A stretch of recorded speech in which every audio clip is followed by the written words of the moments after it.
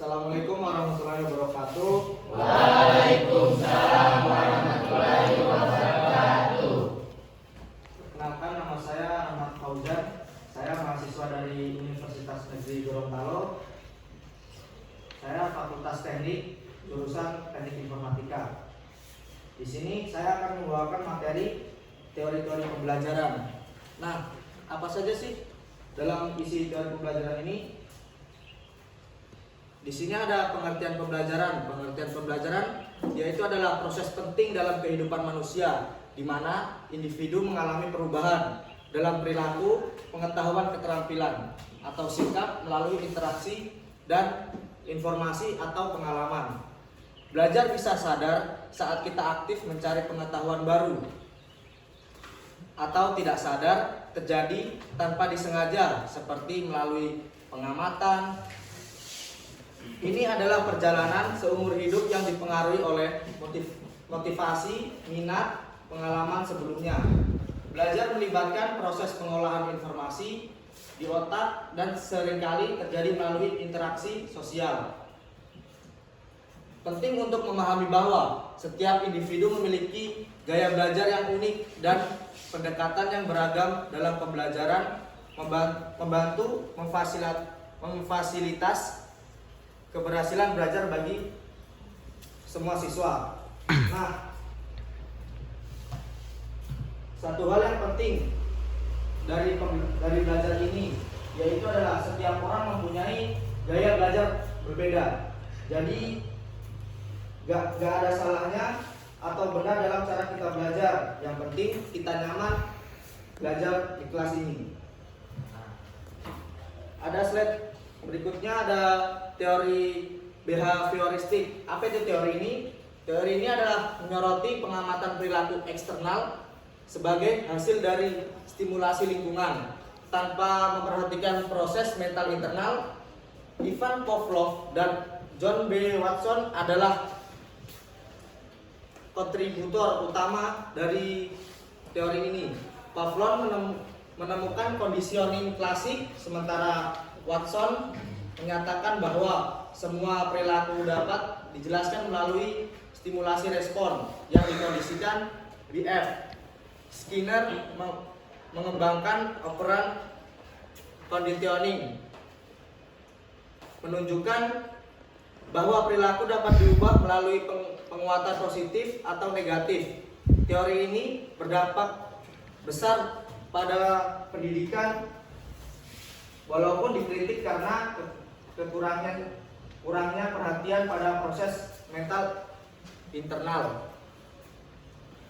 Jadi intinya teori ini fokus pada perilaku kita yang kelihatan dari luar, yang dipengaruhi sama lingkungan sekitar kita, tanpa terlalu melihatin proses mental yang ada di dalam otak kita.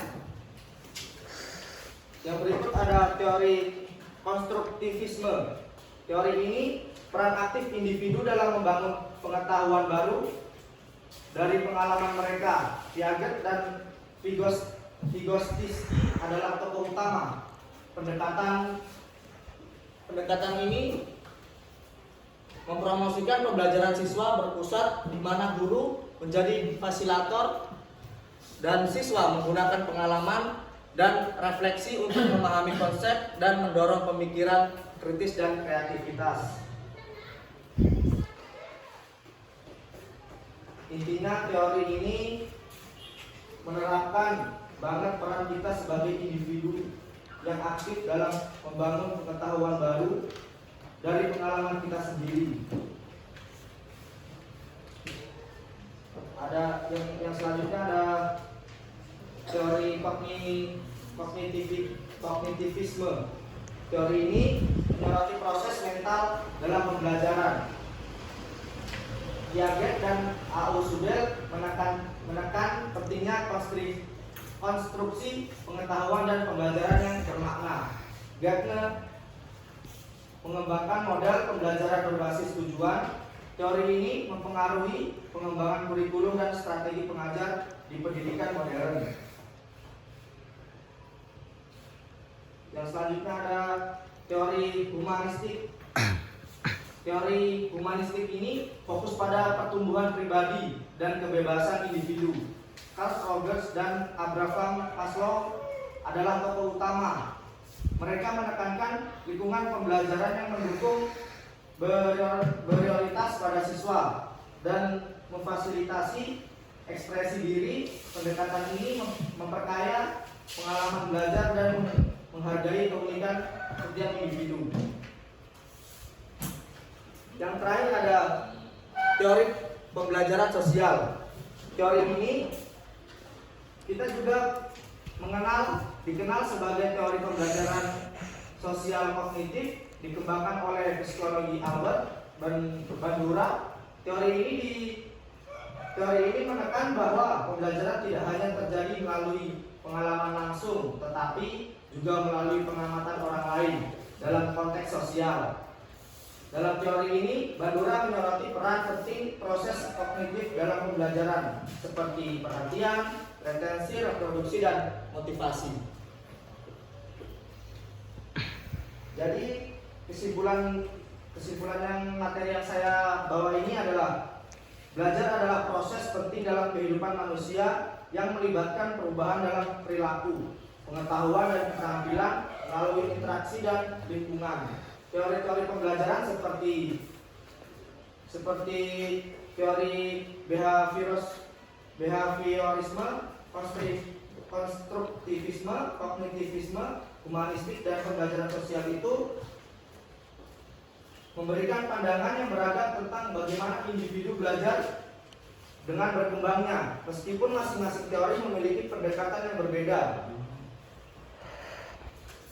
Mereka semua berkontribusi pada pemahaman kita tentang proses pembelajaran dan memainkan peran penting dalam pengembangan pendidikan modern.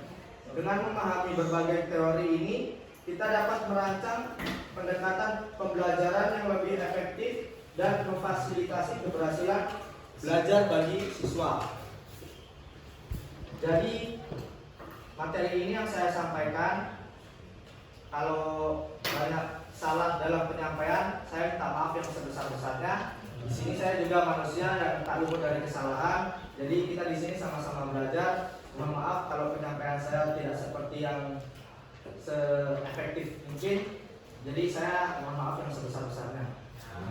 Dari saya, assalamualaikum warahmatullahi wabarakatuh.